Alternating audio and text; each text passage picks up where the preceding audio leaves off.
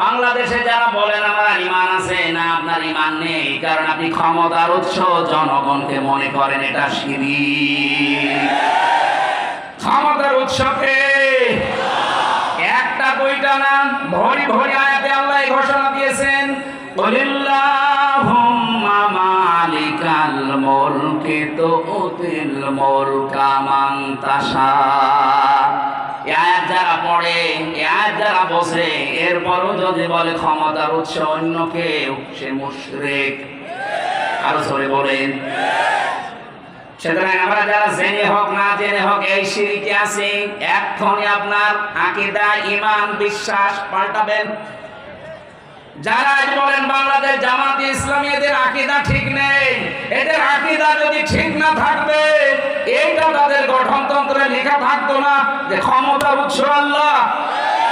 এই কথা বলেন না কেন? আন্দাজে উল্টা পাল্টা ফতোয়া দিয়ে মানুষের কাছে তাদের কালা করতে চান। একটা মিথ্যা অপবাদ কারো উপরে চাপিয়ে দেওয়া, তার উপরে জুলুমের নামান্তর। বাংলার বহু আলেম নাম নিয়ে আবহমান কাল থেকে দেশে ইসলামী আন্দোলন একামতে দিনের এই নেতা কর্মীদের ঘায়েল করার জন্য অস্ত্র হিসাবে ব্যবহার করছেন। এটা ডাহা, মিথ্যা। আমরা চাই আপনাদের যাই জ্ঞান আছে কাজে লাগান, কিন্তু এই মানুষগুলোর উপরে জুলুম করবেন না। এটা আপনি জুলুম করছেন জেনে বুঝে। আপনি দেখতে পেলে ওদের আকীদা ঠিক আছে, এই কারণে জালেমরা নিষিদ্ধ করে দিল। আকীদা যদি ঠিক না থাকে তো আপনারটা ঠিক নেই, আপনারা তো নিষিদ্ধ করে না। এই কথা বলছেন না কেন?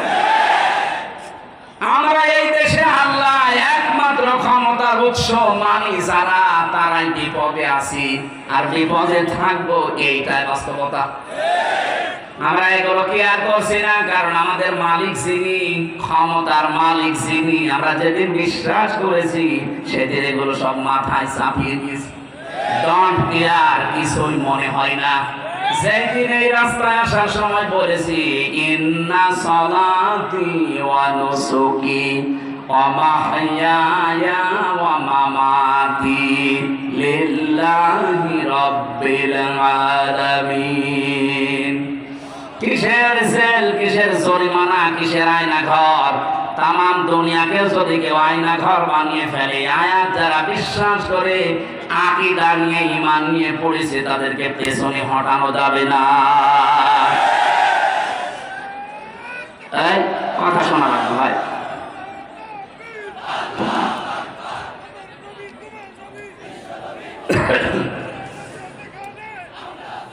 আমার ভাই, আমি জানি দেশে বহু মানুষের এই মানটা আছে, এই জন্য আপনাকে আমি বাঁচাতে চাই আজকের এই অনুষ্ঠানের মাধ্যমে।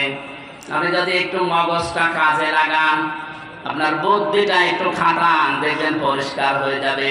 এই শিরকের কারণে আজ আমাদের দেশে নিরাপত্তা নেই। কথা বলে না কেন? তাছাড়া আল্লাহর গ্যারান্টি তো মিথ্যা হওয়ার কথা না। আমি আবার বলছি, আল্লাহ যেটা পারে ওটা অন্য কেউ পারে, এই বিশ্বাস করার নাম শিরক। আর শিরক যারা করে তারা মুশরিক। আর ফতোয়া লাগবে? আমি তো একবারই বলে দিয়েছি, আল্লাহ যেটা পারে অন্য কেউ পারে, বিশ্বাস আমরা করি না। কথা বলে না কেন? আপনি বিশ্বাস করেন যে আল্লাহ যেটা পারে অন্য কেউ পারে না? আপনি যেমন বিশ্বাস করেন সন্তান দিতে পারে শুধুমাত্র আল্লাহ, তামাম দুনিয়ার সবাই মিলে চেষ্টা করলো এটা দেওয়া সম্ভব না। কথা বলে না কেন? এটা যেমন বিশ্বাস করেছেন দুনিয়া বানিয়েছেন আল্লাহ, আইন চলাতে পারে, তার অন্য কারো আইন এখানে চালানো জায়েজ নেই। এটা যদি এইভাবে বিশ্বাস করতেন, বাংলাদেশে আল্লাহর আইন কায়েম হয়ে যেত। এই বিশ্বাসটায় আসলেই মানুষ কেন জানি মনে করে না এটা রাজনীতি, এটা জামাতের কথা, এটা জামাতের বাবার কথা। জামাতের বাবা এই কথা বানিয়েছে, এটা আল্লাহ বানিয়ে দিয়েছেন। এ বিশ্বাস যাদের নেই তারা মুশরিক। তাদের সম্মান মর্যাদা দিন যত যাবে বাড়বে না, আর কমতে থাকবে। মুশরিকদের সম্মান মর্যাদা যদি দুনিয়ায় বাড়ে, তাহলে কোরআনের এই আয়াত কি করবেন আপনি? আল্লাহ মিথ্যা কথা বলতে পারেন? বলেন। এজন্য আশা করছে আপনি নিজের আকীদা বিশ্বাস ঈমান এখনই পাল্টাবেন। হ্যাঁ, যদি এমন দলে থাকেন যে দলের উৎস ক্ষমতার উৎস জনগণ, এই বিশ্বাসে বিশ্বাসী এখনই চলে আসবেন। এখন যদি বলেন কি করতে আসলেন, এইটাই করতে আসি আমি, কারণ কোরআন আমাকে এইটাই জানাচ্ছে আপনি মুশরিক হয়ে জাহান্নামে যাবেন। এই মাহফিল দেওয়া দরকার কি? এক কথা বলেন না কেন? আশা করছি ইঙ্গিতে আপনি জ্ঞানী মানুষ বুঝে ফেলেছেন। এরপরেও যদি না বোঝার ভান করে থাকেন, আমার মনে হয় আপনাকে ওয়াজে কাজ হবে না। কিসের কোরআন শরীফ, বুখারী শরীফ, আপনার বাকারি শরীফ লাগবে। মরণ ছাড়া আপনারা পরিবর্তন নেই। আমি দোয়া করছি মুসাফির অবস্থায় আল্লাহ আপনাকে যেন সম্মতি দেন। অন্তত হযরত ওমরের মতো মানুষকে যদি আল্লাহ ফিরিয়ে নিয়ে এসে সোনার মানুষ বানাতে পারে, আমাদেরকেও আল্লাহ পারবে। এই কথা বলে না কেন? যাদের আকীদা বিশ্বাস এরকম খারাপ আছে, ফিরে আসেন। ক্ষমতার উৎসকে আরো জোরে। তখন এই দেশে ৯৬% মুসলমান এই বিশ্বাসটা ১০০% আল্লাহকে দেখাতে পারবে।